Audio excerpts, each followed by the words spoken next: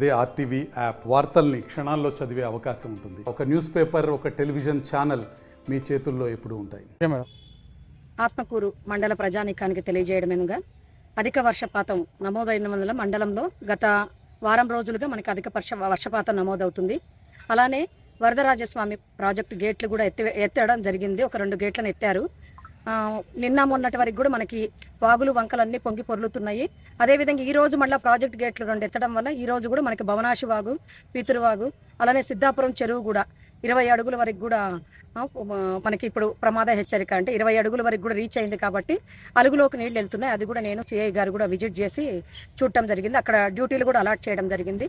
కాబట్టి మండల ప్రజానీకానికి తెలియజేయడం ఏమనగా మన ఆత్మకూరు నుంచి కురుకుంద, నందికుంట వెళ్ళే అంటే కొత్తపల్లి మండలానికి కూడా మన కురుకుంద మీదుగా మనకు ఈ భవనాశి వాగు దాటి వెళ్ళవలసి ఉంటుంది. కాబట్టి కొత్తపల్లి వెళ్ళేవాళ్ళు అలానే మన కురుకుంద గ్రామానికి వెళ్ళే ప్రజలందరూ కూడా తగు జాగ్రత్తలు వహించాలి. ఈ రోజు అయితే రాకపోకలు ప్రస్తుతం బంద్ చేశాము. ఎందుకంటే నిలుపుదల చేయడం జరిగింది. భవనాశి వాగు ప్రమాద స్థాయిలో ప్రవహించడం వల్ల రాకపోకలు నిలిపివేయడం జరిగింది. అలానే పీతురువాగు వడ్లరామాపురం కూడా మన ఆత్మకూరు వడ్లరామాపురం ఇక్కడికి రాకపోకలు నిలిపివేయడం అయిపోయింది.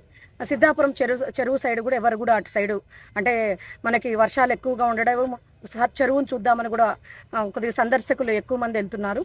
తగు జాగ్రత్తలు తీసుకోవాలా. ఆ చెరువుల దగ్గరికి వెళ్ళినప్పుడు కూడా పిల్లల్ని ప్రమాద స్థాయిలో చెరువులు కూడా నిండి ఉన్నాయి. కాబట్టి పేరెంట్స్గా తల్లిదండ్రులుగా కొద్ది బాధ్యతగా పిల్లల్ని కూడా అటు సైడ్ వెళ్ళనీయకుండా చూడాలా.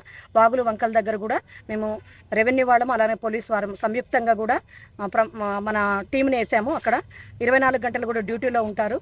కాబట్టి ప్రజలందరూ కూడా వాళ్ళ సంక్షేమం కోసమే మేము ఇలాంటి డెసిషన్ తీసుకున్నాం. కాబట్టి దానికి సహకరించేసి అందరూ కూడా ఈ 2 రోజులు కాస్త వాగు పారుదల నిలిపివేయేంత వరకు కొద్దిగా అటు రాకపోకలకి జరగకుండా ఉండవలసిందిగా కోరడమైంది. అలానే అధిక వర్షపాతం వల్ల మన రైతాంగం కూడా పొలాల్లో మన కరెంటు మీటర్ల దగ్గర, ఎలక్ట్రిసిటీ పోల్స్ దగ్గర కూడా తగు జాగ్రత్తలు తీసుకోవాలా. ఎందుకంటే ఏ మాత్రము కొద్దిగా ఎలక్ట్రిసిటీ లూజ్ కనెక్షన్స్ ఉన్నా కూడా పోల్స్ దగ్గర కానీ కరెంటు మీటర్ల దగ్గర కానీ ప్రమాదాలు జరిగే అవకాశం ఉంది. షార్ట్ సర్క్యూట్లు కానీ అట్లా జరిగేది ఉంది. కాబట్టి పిల్లల్ని కానీ పెద్దలు కానీ ఇళ్లల్లో కానీ చాలా జాగ్రత్తలు తీసుకోవాలా. అలానే వర్షాలు ఉన్నాయి, కాస్త పాములు వాటిది కూడా ఎక్కువ చుట్టుపక్కల మన పరిసరాల్లో తిరుగుతుంటాయి. కాబట్టి విష కీటకాల నుంచి కూడా మనల్ని రక్షించుకోవాల్సిన ఆవశ్యకత ఉంది. కాబట్టి మండల ప్రజలందరూ కూడా తగు సురక్షిత చర్యలు తీసుకుంటూ అధికారులకు సహకరించవలసిందిగా కోరడమైంది. మరిన్ని వీడియోస్ కోసం ఛానల్ ని సబ్స్క్రైబ్ చేయండి. లేటెస్ట్ అప్డేట్స్ కోసం వాట్సాప్ ఛానల్ ని ఫాలో చేయండి. అండ్ లింక్ డిస్క్రిప్షన్ లో ఉంది.